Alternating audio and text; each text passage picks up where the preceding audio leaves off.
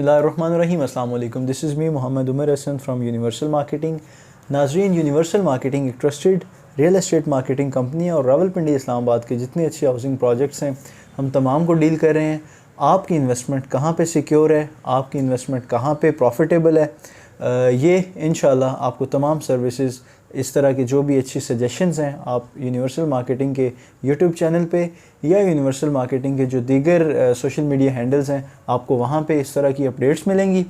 नाज़रीन, आज की मेरी वीडियो का टॉपिक है कि दिसंबर में प्रॉपर्टी किस डायरेक्शन में जाएगी, क्योंकि बहुत से रियल एस्टेट के इन्वेस्टर्स परेशान हैं इस वक्त। इसमें बहुत सारे फैक्टर्स हैं।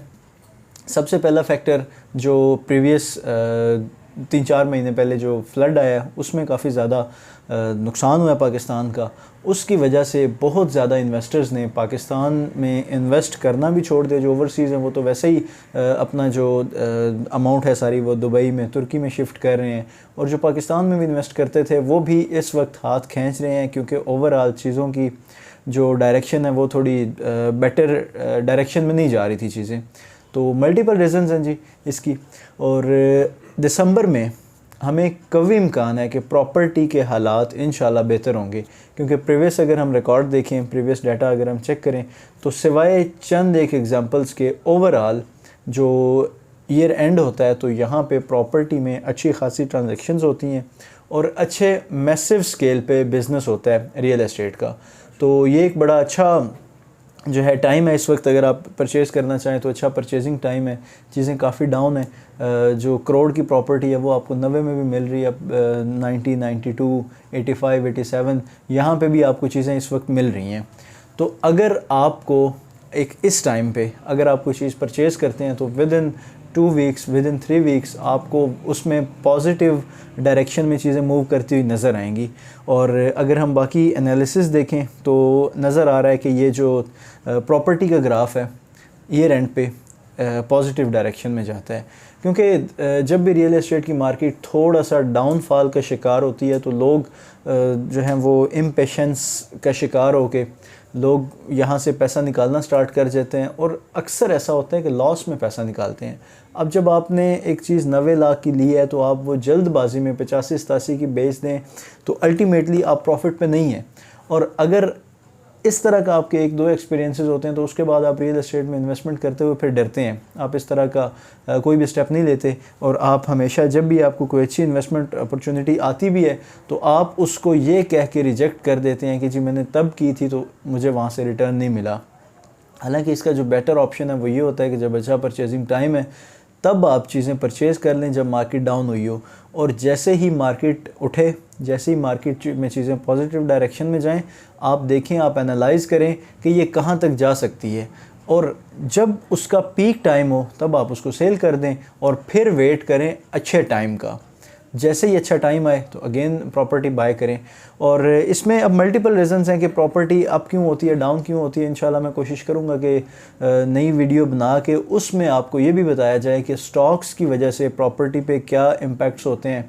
उसके अलावा जो बैंक्स में रेट होता है, जो प्रॉफिट का रेट वहाँ पे एनुअल रिटर्न्स देते हैं बैंक इन्वेस्टमेंट पे, तो उससे कितना ज़्यादा इफ़ेक्टिव जो वो ये चीज़ इफ़ेक्ट करती है। इसके अलावा जो पेट्रोलियम इंडस्ट्री में लोग या गैस के जो ज़खायर हैं उनमें जो लोग इन्वेस्ट करते हैं, क्रिप्टो में इन्वेस्ट करते हैं, गोल्ड में इन्वेस्ट करते हैं, तो इंशाल्लाह मैं कोशिश करूँगा कि हर एक का एक सेपरेट ग्राफ बना के दोनों को कंपैरिजन करें कि कहाँ पे क्या प्रोज़ हैं, क्या कॉन्स हैं, किसके क्या मेरिट्स हैं और डीमेरिट्स हैं, ताकि आपको इस चीज़ की बेहतर समझ आए कि प्रॉपर्टी में और उस इन्वेस्टमेंट में कितना और किस हद तक डिफरेंस है, और ये इन्वेस्टमेंट और वो इन्वेस्टमेंट आपको कितना परसेंटेज या कितने अच्छे तरीके से और किस तरह के हालात में किस तरह का और कितना मार्जिन दे सकती है। चूँकि ये चीज़ें इंपॉर्टेंट हैं और आपको ये चीज़ें अगर आप सीखेंगे, आप इन चीज़ों से अगर डीपली आपको ना होगी तो आप अच्छी इन्वेस्टमेंट कर सकेंगे।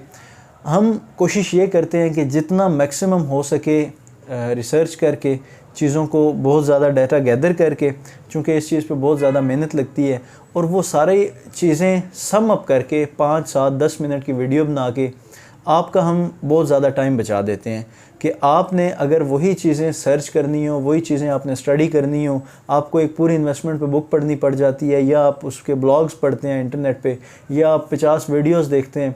तो इन सारी चीज़ों से बचने के लिए, प्रोक्रेस्टिनेशन से बचने के लिए, कि आपका टाइम वेस्ट ना हो कहीं भी किसी भी स्टेप पे, आपके पास एक बड़ा ज़बरदस्त और ऑथेंटिक प्लेटफॉर्म है यूनिवर्सल मार्केटिंग के नाम से।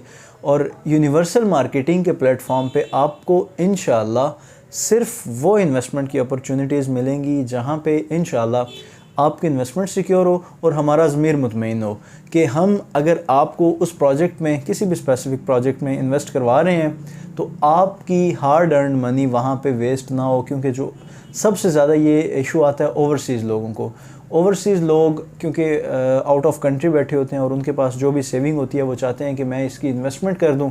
और फिर यहाँ पे एक थोड़ी सी कड़वी बात है, लेकिन मैं ज़रूर आपके साथ डिस्कस करना चाहूँगा कि ओवरसीज़ हज़रात अपने कज़न को या अपने फ्रेंड को हमारे पास भेज देते हैं कि जी आप जाके विज़िट करें, आप प्रॉपर्टी देखें, और अगर आपको प्रॉपर्टी पसंद आती है तो आप वो मेरे बिहाफ पे परचेज़ कर लें।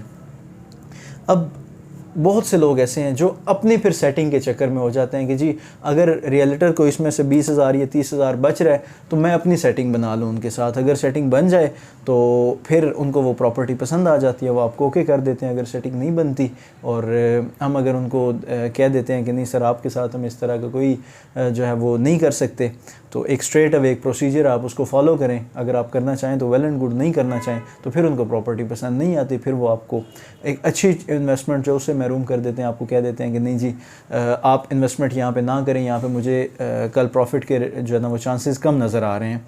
तो इस तरह की बड़ी बारीकियों वाली चीज़ें हैं जो मैं इंशाल्लाह वक्तन फ़वक्तन वीडियोज़ में आपके साथ शेयर करता रहूँगा।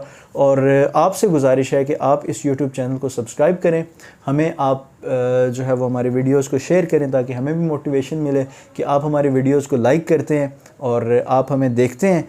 तो ज़ाहिर बात है अगर आप हमें देखते हैं तो हम आपके लिए मज़ीद और अच्छी अच्छी वीडियोज़ बनाएंगे।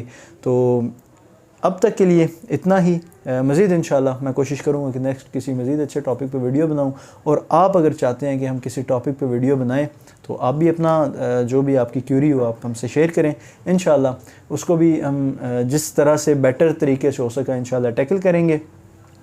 इसके अलावा लास्ट पे मैं एक क्वेश्चन छोड़ के जाऊँगा आपके लिए, और उस सवाल का जवाब आपने कमेंट में लाजमी करना है कि आपने अगर रियल एस्टेट में इन्वेस्टमेंट की है तो पहली इन्वेस्टमेंट आपने कब, कहाँ पे और कितने की थी, और with the passage of time हो सकता है आपने ये इन्वेस्टमेंट 6 महीने पहले की हो सकता है आपने 10 साल पहले की हो, तो with the passage of time आज आप कहाँ पे खड़े हैं उस इन्वेस्टमेंट को लेके। तो ये चीज़ आपने हमें ज़रूर कमेंट में बतानी है।